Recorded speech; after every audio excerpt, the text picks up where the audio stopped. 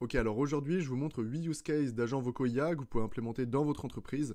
Donc pour ça, on commence directement par le début. Donc c'est les bases. Il y a tout simplement deux types de catégories qu'il faut comprendre déjà dans les agents vocaux. C'est qu'on a des appels sortants et des appels entrants. Et pour chaque use case, c'est souvent différent. Donc ces deux grandes catégories, c'est très simple. Les appels sortants, c'est lorsque vous allez émettre des appels vers des numéros de téléphone. Donc potentiellement quand vous allez vouloir contacter une liste de leads. Ou alors, pour ce qui est des appels entrants, c'est quand tout simplement votre numéro de téléphone dédié à l'agent vocal IA va se faire contacter par soit des clients, soit des leads, etc. Donc ça, ce sont les deux grandes catégories d'agents vocaux que vous pouvez construire. Ensuite, vous avez plusieurs cas d'utilisation qui sont répertoriés en 5 grandes catégories.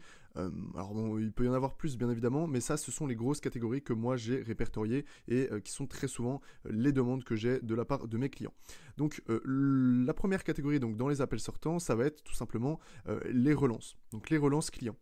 Donc dans les relances, vous allez voir, il y a plusieurs sous-catégories qui sont donc les différents use cases que je vais vous présenter juste après. Mais c'est juste pour que vous puissiez comprendre ce que l'on peut faire ou non avec des appels sortants et des appels entrants. Parce que j'en vois beaucoup des fois qui me demandent en fait tout simplement, Evan, est-ce qu'on peut mettre un agent vocal qui fait des appels entrants et des appels sortants? Alors oui, c'est possible sur le même numéro, mais souvent les personnes en fait confondent l'utilité d'appels entrants, d'appels sortants. Donc sur les relances, c'est très simple, c'est lorsque vous allez vouloir relancer des clients, donc potentiellement voilà, la personne vient de réserver un meeting, et bien vous allez vouloir tout simplement la rappeler pour lui rappeler justement son meeting au lieu d'un message qui est beaucoup moins efficace, et bien là vous allez pouvoir justement la rappeler. Ça peut être ce genre d'exemple. Vous avez la prospection, donc prospection, ce que j'appelle prospection, c'est quand vous avez une liste de leads à contacter, et bien cette liste de leads vous allez pouvoir la contacter grâce à des agents vocaux qui effectuent des appels sortants. Et la prise de contact, donc tout simplement, si jamais vous avez des formulaires ou des choses que vous devez remplir, donc que vos clients ou leads doivent remplir, eh bien, elles peuvent se faire contacter après avoir rempli ce formulaire.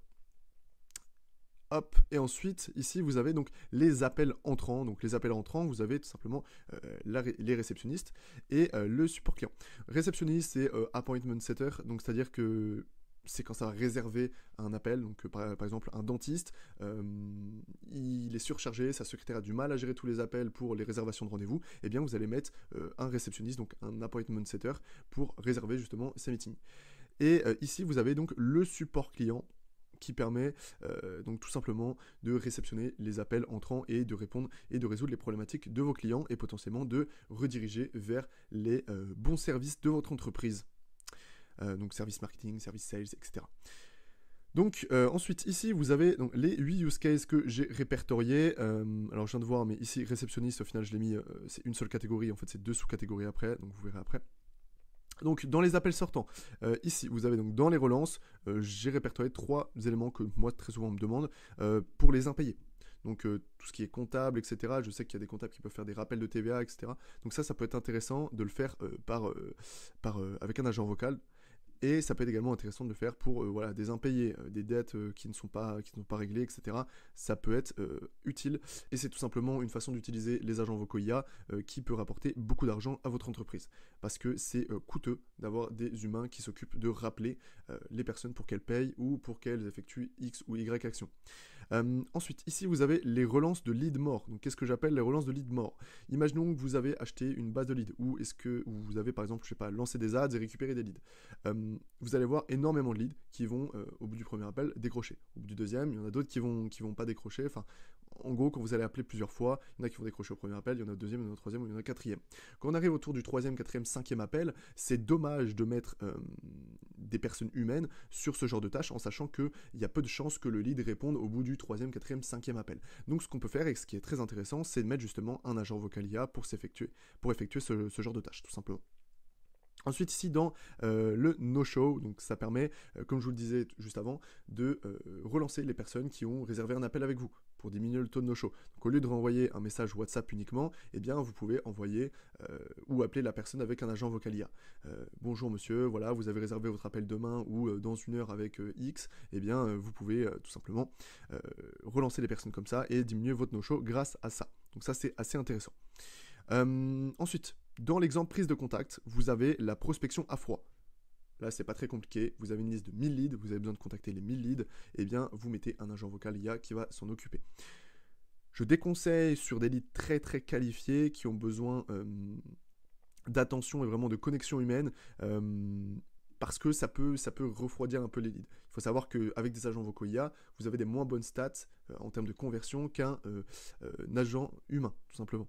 Donc, il faut également prendre en compte ça, mais par contre, quand vous êtes sur de la masse, sur 10 000, 100 000 leads, là où ça vous coûterait tout simplement des tarifs astronomiques avec des commerciaux ou des téléprospecteurs humains, là avec l'agent vocal IA, ça vous permet de contacter énormément de personnes très rapidement et avec des résultats qui sont quand même assez intéressants. En sachant qu'aujourd'hui, les voix, etc., qui se développent permettent vraiment de... Enfin, les gens qui ne sont pas aware, je pense, à cette technologie-là, ont du mal à différencier les deux. Donc c'est des choses qui sont possibles. Ensuite, la réactivation de leads. Donc qu'est-ce que j'appelle la réactivation de leads? Si jamais vous avez des leads qui sont tout simplement des bases de données que vous avez oubliées, que vous avez tout simplement laissées de côté, vous avez prospecté il y a peut-être 1 an ou 2, eh bien si vous avez toujours les droits bien évidemment, parce qu'il faut le consentement, et le consentement quand vous l'obtenez, il n'est pas à vie. Donc je crois que c'est 6 mois, ça dépend des termes que vous mettez. Mais globalement, ici, si vous avez des vieilles listes de leads, eh bien, vous pouvez les recontacter et aller les réactiver. Et vu que ce sont des vieilles listes de leads, le taux de conversion, juste le taux de personnes qui vont répondre et qui seront intéressées sera tellement bas que mettre des personnes humaines sur ce genre de cas, ça peut être tout simplement hors de coût et ça peut vous amener à de la perte.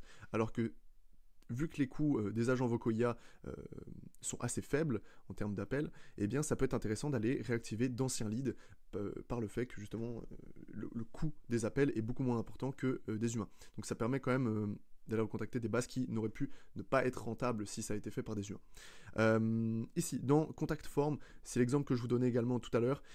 Si jamais vous avez sur votre site web un formulaire pour la prise de contact, eh bien vous pouvez tout simplement aller contacter la personne et essayer de booker un rendez-vous avec elle une fois qu'elle a répondu au formulaire et que ce formulaire correspond tout simplement aux critères qui font que vous pouvez le recontacter derrière. Donc ça passe par des automes, etc. Et ici, vous avez donc les appels entrants. Donc les appels entrants, comme je vous ai dit, en fait, j'ai juste mis la catégorie réceptionniste et je l'ai divisé en 2 catégories qui sont les 2 catégories que je vous expliquais tout à l'heure, appointment setter et support client. Donc appointment setter, je vous ai donné exactement l'exemple tout à l'heure, c'est vous êtes par exemple un dentiste, vous êtes par exemple, je sais pas, un cabinet d'avocat et votre secrétaire reçoit énormément d'appels, et bien vous pouvez mettre un appointment setter pour qu'il book les rendez-vous à votre place, à la place de votre secrétaire. Donc au lieu que votre secrétaire passe peut-être 60% de sa journée à juste décrocher au téléphone, oui bonjour monsieur, vous voulez réserver un rendez-vous, d'accord, très bien, eh bien ce travail rébarbatif en fait peut être fait par un agent vocal IA et peut tout simplement permettre à votre secrétaire de se concentrer sur des tâches qui sont plus importantes et sur lesquelles elle a une valeur ajoutée qui est bien plus intéressante que la réservation de rendez-vous. Et enfin vous avez donc le support client, donc là ça peut être pour des SaaS, ça peut être ça peut être vraiment dans plein de cas d'utilisation, ça peut être...